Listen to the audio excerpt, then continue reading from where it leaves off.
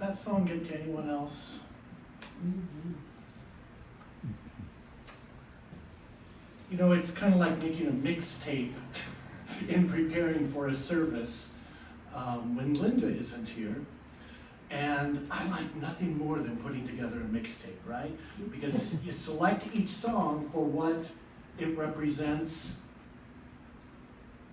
to me, hoping that by doing that, it might translate to another.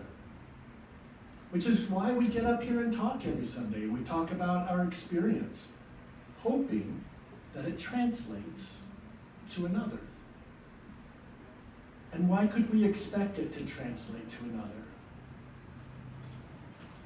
Because we're one. Because we are one.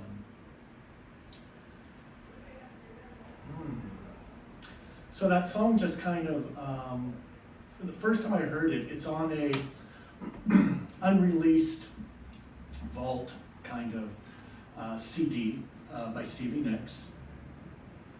And so I imagine, because I make things up, that she loved the song, but didn't think it was probably commercial, or someone didn't think it was commercial, so it got left off. And then when they, put together the unreleased, that's the opportunity for the artist to select things that they want people to hear. And what I think that song is about is the number of times I have screamed into the void. I want.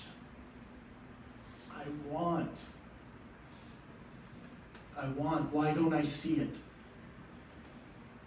Why don't I see it? Why can't I have it? And from the void comes, maybe you don't need to see.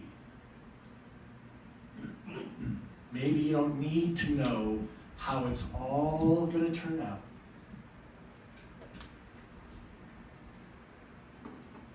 For me, that's important, because I might have things to say about the way it's going to turn out. Ooh, I don't know. I would do a little heavier in this area, maybe go a little light over here, right? Get in there and manage it. Mm-hmm. And for me, this song talks about letting go, allowance.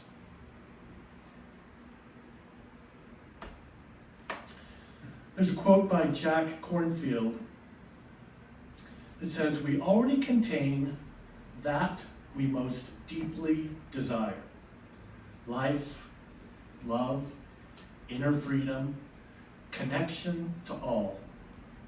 The more we can realize this, the more we can undertake all things with a sense of abundance. Our inner abundance radiates a sense of worth, value, and ease. Ease of having something to give to the world and enjoying doing so. Without abundance, we can be in the midst of riches and feel like a hungry ghost." A hungry ghost. That really resonated with me. Hungry brings up that idea of longing for something, like screaming into the void of why, or I want so badly. That desperation. We're longing for something of sustenance. The ghost reminds me of feeling separate from life, at least from this experience. I know I felt it before. Maybe you have too, at some point in your life. Felt like a hungry ghost, somehow separated. As if everyone else, at some point in their life, were given a manual. Here's how you handle these types of situations. When this happens, consider doing this. I didn't get it. Maybe I forgot to check the mail that day. I don't know, but it didn't come. And so instead I was wandering around just longing for it. And meanwhile, life is out here offering up this banquet of abundance. Choose, it says. Just choose.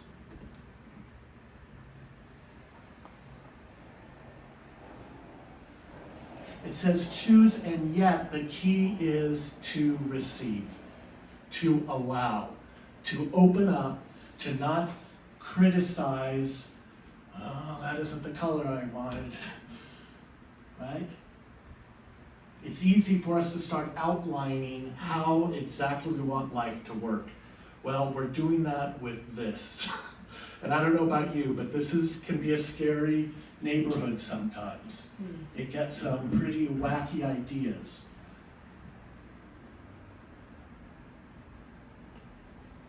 So the challenge becomes, in those times that I'm not able to see the good that is available and waiting for me to receive it.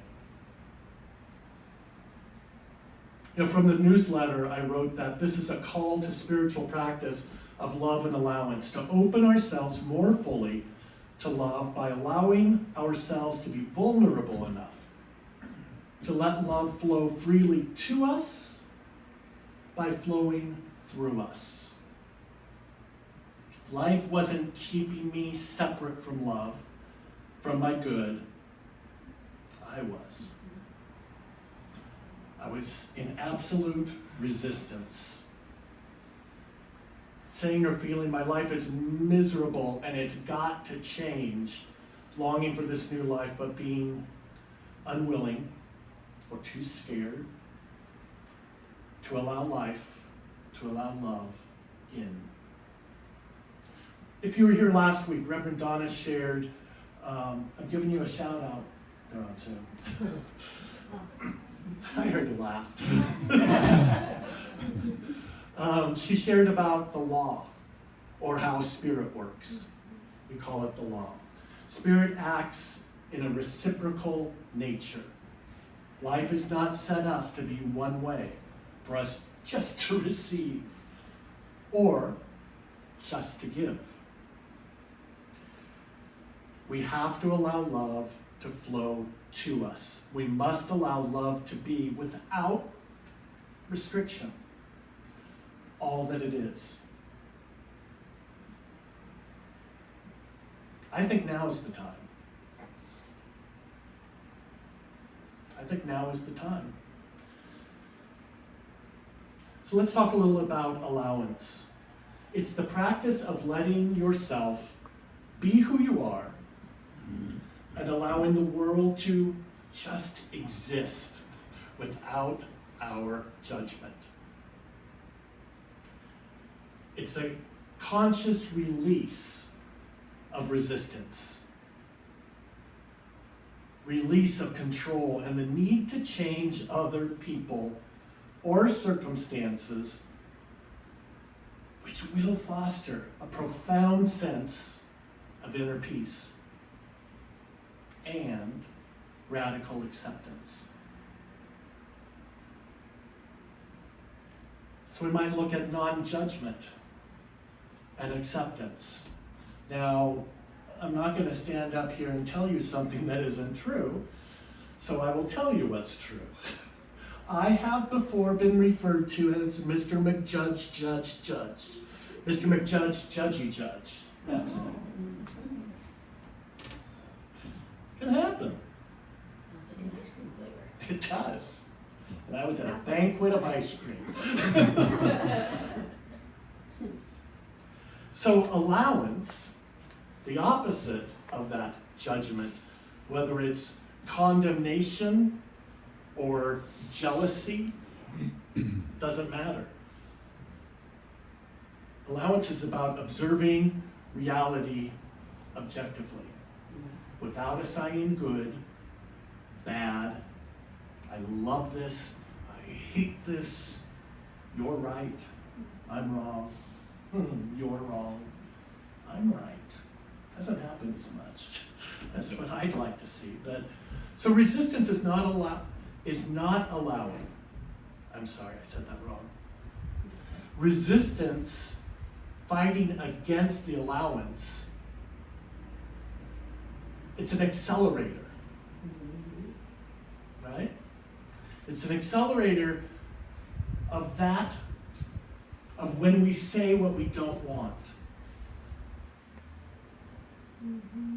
So the more I move into that resistance with, oh, I can't believe how wrong you are, I can't believe you're da-da-da-da-da-da, what I'm saying to the universe is, bring it on!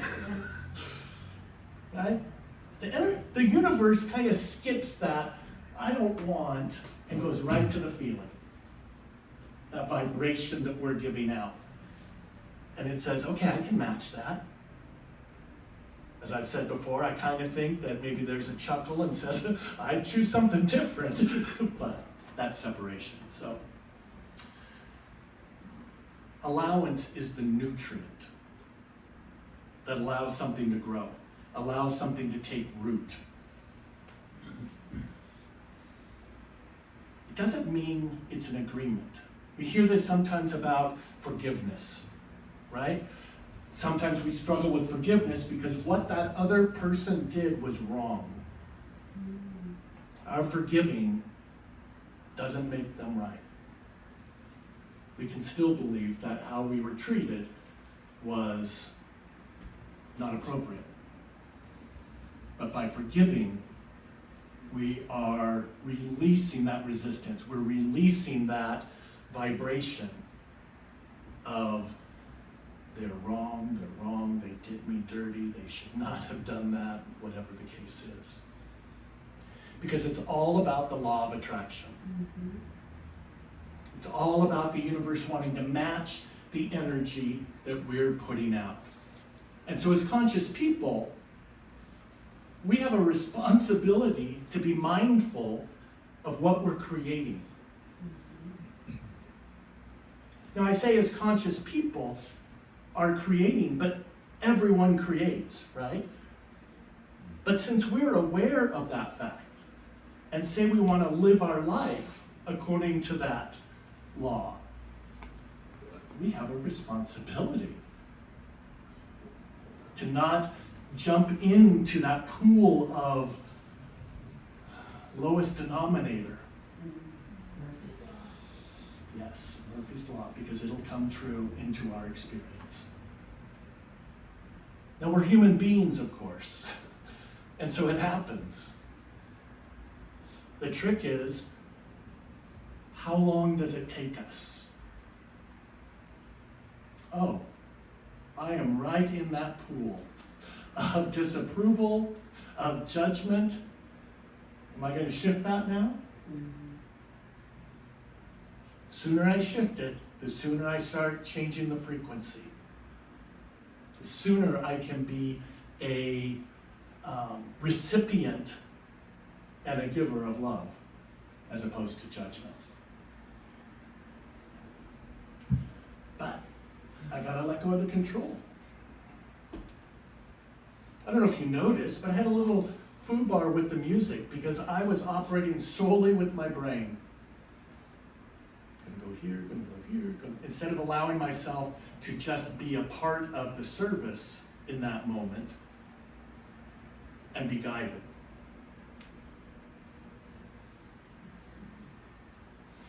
We're not judging you. Thank you. Not even a little? No. You? No. Okay. We see this come up sometimes in working with a practitioner, which is exactly what Shelley is, what I still am as a reverend. And when someone says, I want a new job, I want a new car, I want a new relationship, all of those things, there's nothing wrong with wanting those things. We have all been in that position of wanting one or more of those things. But it's a difference between screaming into the void of, I want! I've got to have a relationship, or else. If I don't have a new car, I'm gonna do this, this is gonna happen, right? And so I'm projecting this fear. And so you might hear a practitioner periodically, and I'm sharing this with you, not that this is a practitioner session, but as something you can work on with yourself. But what do I really want behind that job? Do I want a career that is fulfilling? Do I want abundance in pay, in responsibility, maybe in status? Right? What is the energy behind that want? Same thing goes with the car, same thing goes with the relationship, anything else that we find ourselves wanting. How do you want to feel? How do you want to feel? So when you have that new car, does that bring you a sense of freedom? It's really freedom that we desire. Mm-hmm. Freedom in the form of a car, but it's freedom. We want the ability to go when we want to go and where we want to go, and we want to do so reliably. I mentioned earlier about forgiveness. In religious context, the term allowance can mean something different than how I'm talking about it. It can mean patiently enduring. Patiently enduring the weakness of others, you might say the wrongness of others, and proactively choosing forgiveness. So, yes to forgiveness. yes, forgiveness. Enduring? Probably not. That's probably not in alignment with the science of mind, where we believe that we are all connected, that you are a mirror for me, I am a mirror for you, and that we are all living, existing, breathing the same spirit.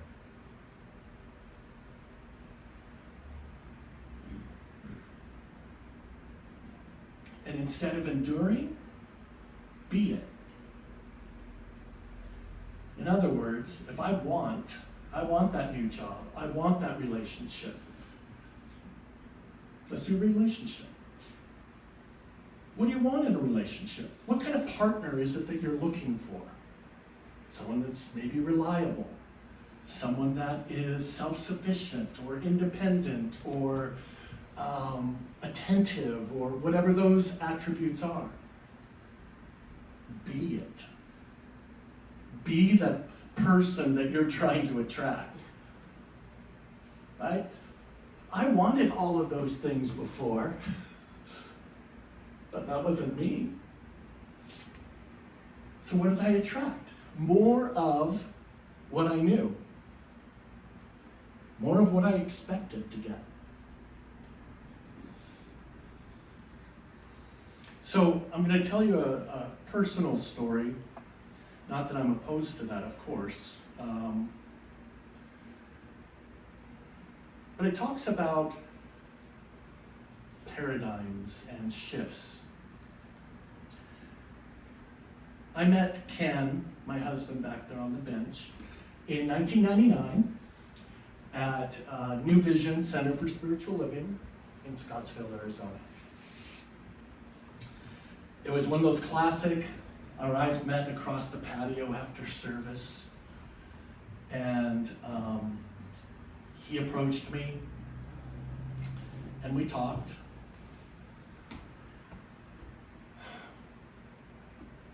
He wasn't like the other guys. Wasn't what I expected. So I did the normal thing and resisted it. No. Picture him with two hands. Two hands, yeah. You forgot to run. I did. I didn't know you then, Sharon. That's funny.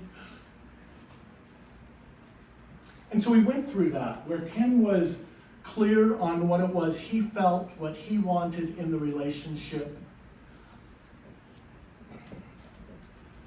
I never had those things in a relationship. They were foreign to me, and so I was scared. And so I compared that to other experiences, and I hope you are getting that I could be talking about any number of things. And, don't look at me like that, don't say that. A lot of don'ts, and again, not pushing away from it. Because it didn't look the way I thought, what I knew from my prior experience, relationships looked like. One day I was out in his, one other piece, it translated to not wanting to move in together. I was not moving in with the person because when you do that, the relationship, you end up breaking up and then you end up with nothing and you gotta start over. Right? Isn't that's a pretty creative thing to be putting out there, isn't it? But that was my experience. And so I was out in the backyard of his house. I guess he wasn't home from work yet or something. And I was playing with one of the dogs.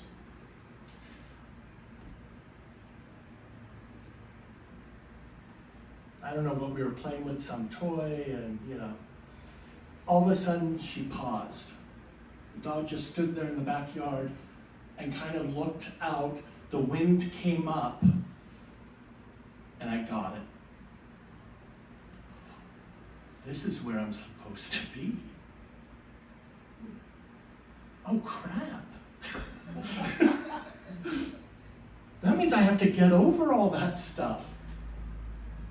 Right? I have to find a way to, once I know this is where I'm intended to be, I have to get myself out of the way.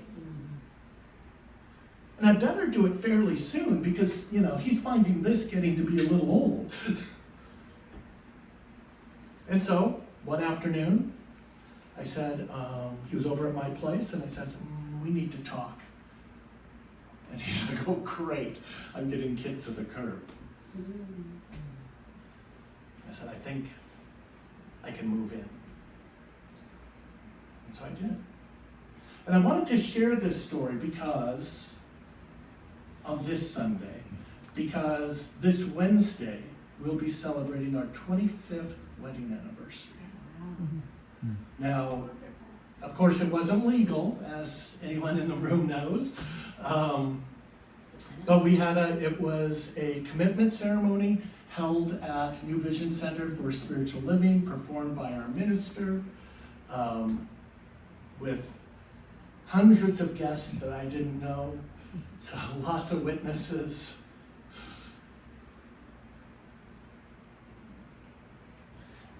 I had to allow it. I had to get out of the way of that which I knew served me.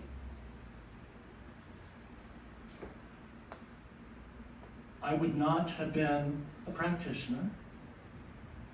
I certainly would not have gone to ministerial school without Ken's constant suggestion, constantly bringing it up. Have you thought any more about? I don't have time. Oh, maybe I should just try. So love and allowance are freedom. All we have to do is make the choice. All we have to do is make the choice. I know it can seem like I'm making it sound easy, and I may be doing that. Because making that choice when you're seeing everything else to the contrary can be difficult. Oh, but it's so worth it. It's so worth it to make a choice of that which really serves you. Allowing yourself the freedom to allow life, to allow spirit to move through us.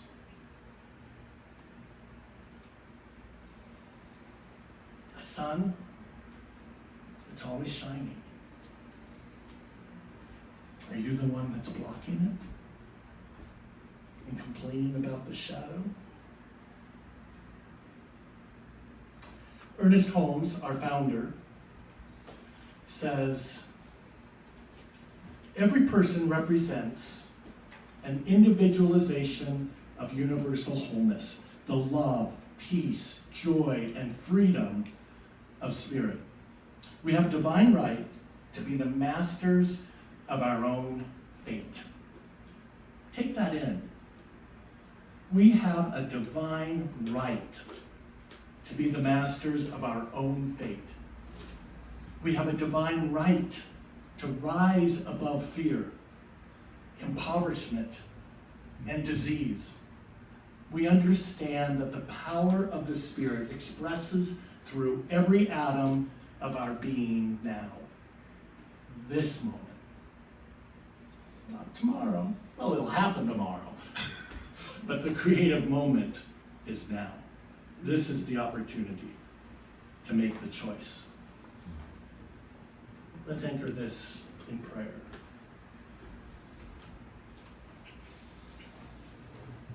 Mother, Father, God, Spirit, Allah, by any name, that one perfect life. That life is our life. Right here, right now, and is simply available. Willing and able to be impressed upon that which we desire. Because I know that this presence is one of love, is one of peace, is freedom itself. And so as we impress that desire into that law that Spirit uses to manifest, it simply says, yes, my beloved. Yes.